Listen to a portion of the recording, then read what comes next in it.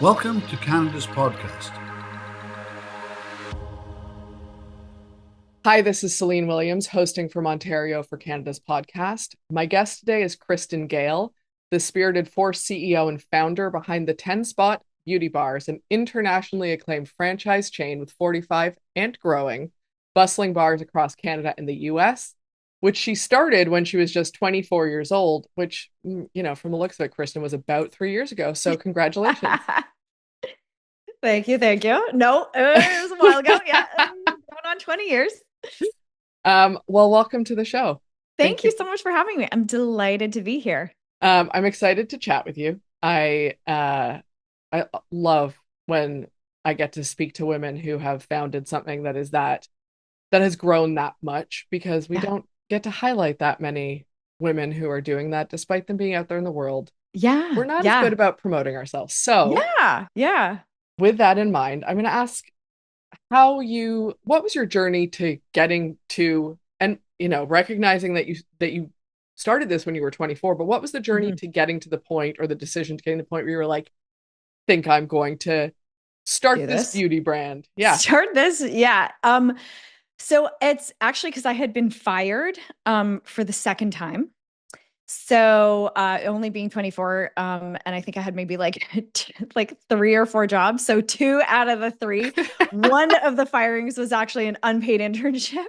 So I knew that at that point I was like, I am not meant for the corporate world. And to be very honest, my dad was an entrepreneur. And so growing up, he had always said, you need to be an entrepreneur. It's the best way to sort of have that autonomy over your life and sort of that untapped earning potential. And so like whatever you do in life, like find something that you love and then turn it into a business. And so I didn't, I sort of knew in my mind that I would always have a company, but I didn't know what to do when I was, flailing around in my 20s, going from internships to different jobs.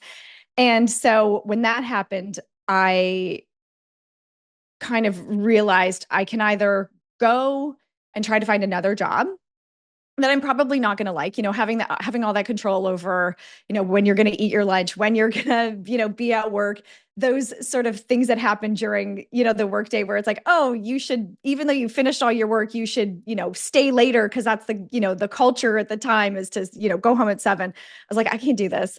I'm not into it. And so I was like, well, I can either go do that, or I can try to figure out what my great business idea would be, try that. And if I fail, the worst case scenario is I'm going to have to go get a job. So I'm like, why would I choose my like worst case scenario right now and just go look for another job versus going for my plan A, seeing if I can, think of a great idea and pull it together and make it work. And so that's what I did. I got fired on the Friday. And so I asked my buddy Craig if he would go brainstorm super awesome business ideas with me on the weekend. So that Sunday we met for a slice of pie and a coffee and a little brainstorm sesh in the evening. And he had suggested that we go to this place called Tequila Bookworm, and it was on Queen Street West in Toronto. Remember it. You remember this adorable cafe? So I was new to Toronto. I'm from Winnipeg originally, and had bounced around a bunch of different places. Finally ended up in Toronto. And I had never really gone down Queen Street before. And I ended up going down there. And as I was like riding my bike down the street, I realized that this was the most adorable little street I'd ever seen. It was now 19 years ago. And so it wasn't what it became or what it is today. So there was sort of like, it was up and coming, and you could tell, but there were these little businesses, not even little businesses, like there were businesses on the street that were cool. And so like the Drake had just opened on one end. Then there was Tequila Bookworm, which was this adorable little cafe on the other. There was a Japanese paper place. There was Chahovsky's, this cute little bar. And you could see that there was promise to the neighborhood. And it seemed like it was, that it was very up and coming. So I walked in to the cafe and I was like, Craig, I know what I'm going to do for my business. idea. I'm going to have a little shop on Queen Street. And I was like, I don't know what I'm going to put in it. So that's what we can use our time tonight to brainstorm. And so that was, for me, I realized that in terms of, the world of business, I would like to focus on having a little storefront. I was like, what am I going to put in my little adorable store on Queen Street? And during the time in between Winnipeg and Toronto, I had lived in New York City for about a year. And when I was there, I lived above a nail bar. And because I lived above it, I saw it in the morning and it was busy. And in the afternoon, it was busy. And in the evening, it was busy. And I was like, what if I did that, but just not disgusting? Because the one that I lived above was like really gross. I think it even had carpeting on the floor, which like carpeting and callus shavings and toenail clippings is nasty. So I thought, what if I did it really adorable in my adorable little store, and I made it more of this social spa experience. So having like long tables where you could sit with your gal pal, or, a pedicure banquette where instead of on your individual chairs, or individual rooms, you actually sort of sat on this banquette style seating. And it's also, I think, because I was 24 at the time, I was looking for other things to do with girlfriends. At the time, it was sort of like you could go for brunch, you could go out to the bar, you could go shopping. And that was sort of the limit of what there was. Now it's, pickleball, and there's, you can do a whole bunch of other activities and things. But like back in the day, almost 20 years ago, I felt like those were my options. And I thought, what if I could make this experience something that was like an and thing, like something you could do with your gal pals, as something social and fun that's not just, eating and drinking or shopping. So I got super hopped up, like I tend to do and get, and rode my little bike home. And I was like, started to write a business plan. This is not the first business plan I had written. I kind of had like ideas because knowing, eventually I'll be an entrepreneur one day, sort of had all these ideas. But this one I got serious. So I downloaded the business plan template from a banking website, and then filled it out and realized that I needed money. So that was the point of writing out the business plan. And so then wrote it till like 6 a.m, was just like super excited.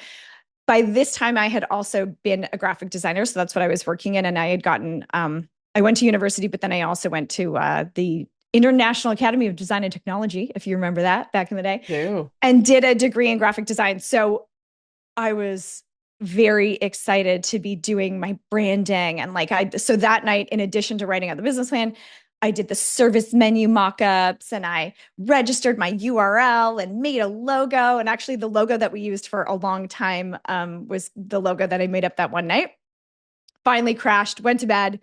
Next day, took my thing to the bank. I think even that was a Monday. I think it was even the Tuesday that I took it to bank. Remember, banks were closed on Mondays for a while. So then took it to the bank, and then went walking down Queen Street. And so I walked the first day, I kind of walked up and down and was like, what should be my cute storefront? And I would go in and out of all the stores, and I didn't realize you needed a real estate agent. Didn't understand that that's something that real estate agents did. I just thought you'd see for sale, one of those Home Depot for lease signs in the window. And so I just went up and down the street and going into all the different businesses and being like, I am got this great idea for this nail bar, and I'm super excited. Like, do you know of, any locations that are up for lease, or you may be going out of business and I could take over your lease?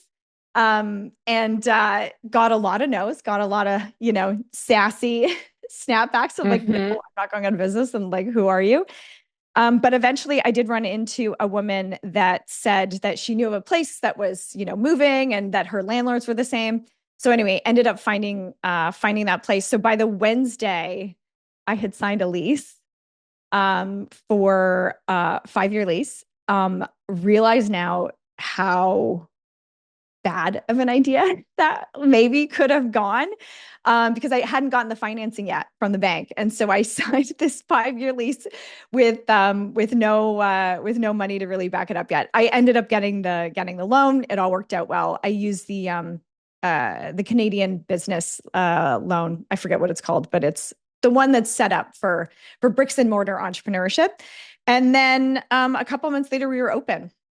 And so it was a very everything just led to the next thing. And I didn't know how to open a business, but in my mind, I think very linearly. So it's like, well, first I need money. Okay. How do I get money?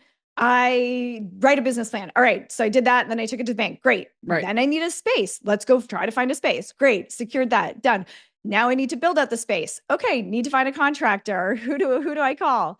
And so, yeah, it happened very, very quickly. And then we opened and it got super popular very fast. I think it was a combination of being at the right place, right time, so that, Queen Street was super cool and, people wanted to be down there, and there was other stuff that pulled people in there. And then we did a lot of things. It was a different concept. So it was this, high end meets low end in the middle niche kind of thing of being more of a beauty bar and being more of a anti-spa social experience. We played like loud music and played movies. And for a while we offered free alcohol, which I didn't know you weren't allowed to do. So they did a sting operation on me and eventually, and just got a lot of popularity. And so we became this very destination spot for people in the city that wanted to have their monthly maintenance services done in a cute, vibey place with their girlfriends. And so, yeah, that was how that first location got started. Join our thriving community of like-minded individuals who share a passion for success and innovation. CanadasPodcast.com. Subscribe now. I love that. And there's so much passion and just making it happen right at the beginning. Right. Yeah. Yeah. So I think that's very cool. And I'm curious so you mentioned, that looking back on signing a lease before you had fun, there's things that maybe were not the best if you look back on it. So yeah. But it did work out. And I think that's a wonderful thing. And I'm also curious when you look back on, and not only that, but also because you have expanded so much, right? Right. You have so many locations now. What would you not do? What would you do differently? And what would you do the same? And I ask that because so many entrepreneurs listen to this. It's an easy way for them to think about it in their own context. Right. Yeah. I mean, there's obvious things it is dangerous to sign a lease without having money, and you can get into hot water. Certainly, especially at one point, I even bought a business, bought a building, and I didn't understand exactly how it works. And that ended up not going well. So there's things like that I think anything that has real consequences is something that I wish that I had more knowledge on in the beginning. But I actually am so glad that I was so naive, and that I'm still so naive when I go into things. Because I think that if I actually knew all that I know at the end of an experience, I wouldn't do it. I just it would be to know how much energy and effort and blood, sweat, and tears, everything that I've ever done has been. I probably would have just been no, let's save that. Let's not go through that. But when you go into something just being excited and I can do this and I'm going to figure it out and it'll work out, it does. But you don't notice how much hard work it is because you are fueled by that passion and by that excitement. And so I'm actually thankful that I tend to look at things as this is easy. How hard could this be? Let's just rent a space and get a thing and do this, or, let's expand into the States. How easy, how hard could that be? We already have a franchise system, and, now you just get a legal document made for the US and yeah, we're good. Meanwhile, it's not that at all.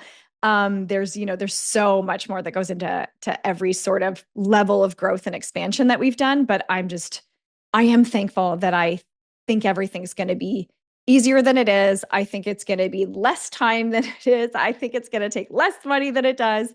But that actually, I think helps me to actually do it and to action things and not get stuck in that phase of immobility and not doing something, or stuck in the phase of just, doing things too slowly where you miss the mark.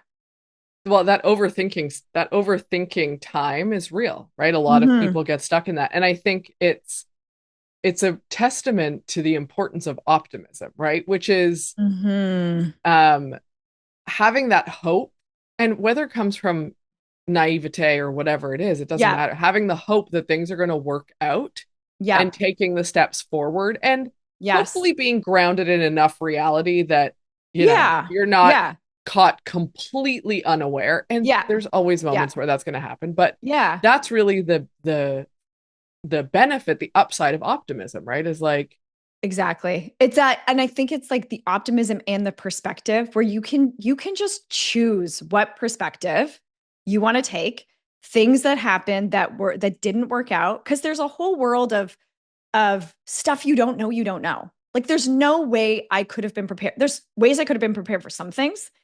But there's also some things that have happened where like, there's no way that unless I walk through that door, that I would have known that this is what's on the other side of it. But then to see those things as actually like, that was a learning lesson. Like in my mind, you are either winning and things are going great, or you're learning. And in that case, it's also a win because it just prepares you for something else down the road. It makes you smarter. It makes you better. It makes you, you know, whatever the learning lesson is, if you can see it that way. And again, it's just perspective. Is this a bad thing that's going to bring me down? Or is this something that I can use now to help me in the future, to be better, to be smarter, to do things differently? It's such an important mindset and shift for people to be able to do is that, and I'm with you, like, you know, the work that I do, not podcasting, is very much about it. There's a big aspect of it that is mindset and shifting perspectives. And so a lot of times it is like, what is the lesson here? And what are we learning? And how do you not get stuck in the thing going wrong? Because we are, look, our brains are wired to get stuck in it. So to be able to very kind of naturally go, this is the lesson. I am in the lesson. What can I do with it? I think that's a gift.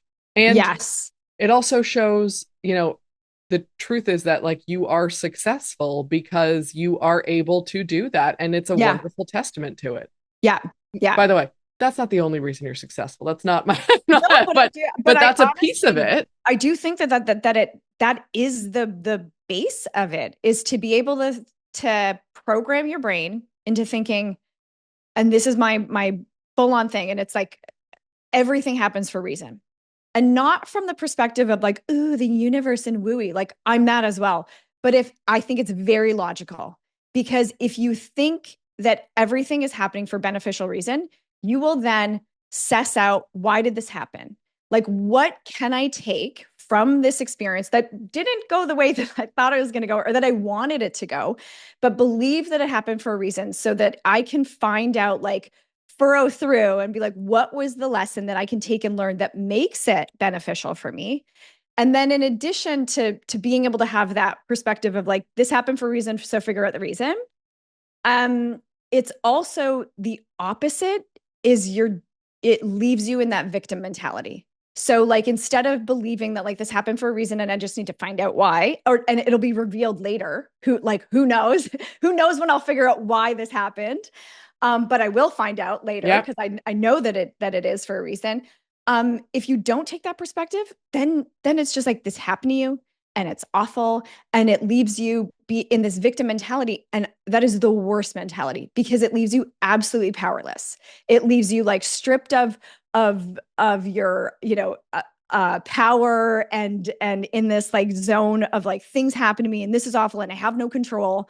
To me, it's about that control piece is actually what gives you confidence, and the control of, I'm going to find the reason why this happened and figure out why it's beneficial. Just know that it is. I feel more powerful. I feel like I have more control over this situation. Because at least I can do the digging and figure out what I'm in this moment right now. What do I have to figure out? Like, how do I make this beneficial for me? How can I get out of this? What information do I need? What more can I learn? That to me is sort of exactly to your point. I think that is why I have been successful, because I can see things as, I don't know why this happened. I don't like it, but I know that it's for a reason, and I'll find out later what it is. And now all I can do is whatever I can do to gain back some control in this situation. Well, and knowing what you can and can't control is such a big piece of that, right? Like Mhm. so often Yeah. we're trying to control the things that are out of our control. Oh, Like yeah. we're And so focused on that. yes, yes. P.S. You can control nothing except for you.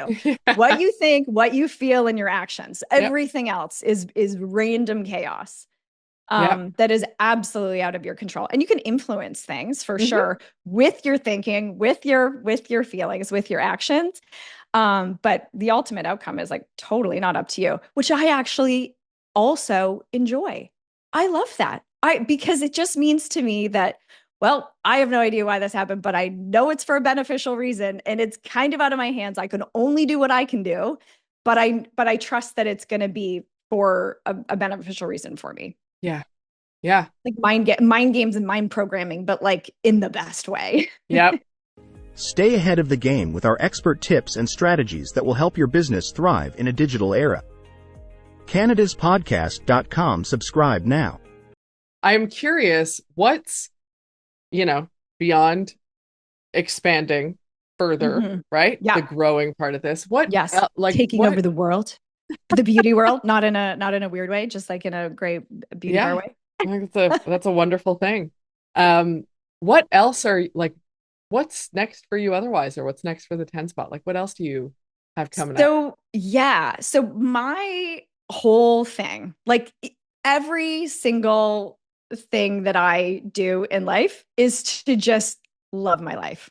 I think that the fact that I got the lotto ticket to be on planet Earth and get to experience this, life is like my job is to actually just like live the best version of the life that I've been given and who I am, to just enjoy my time here.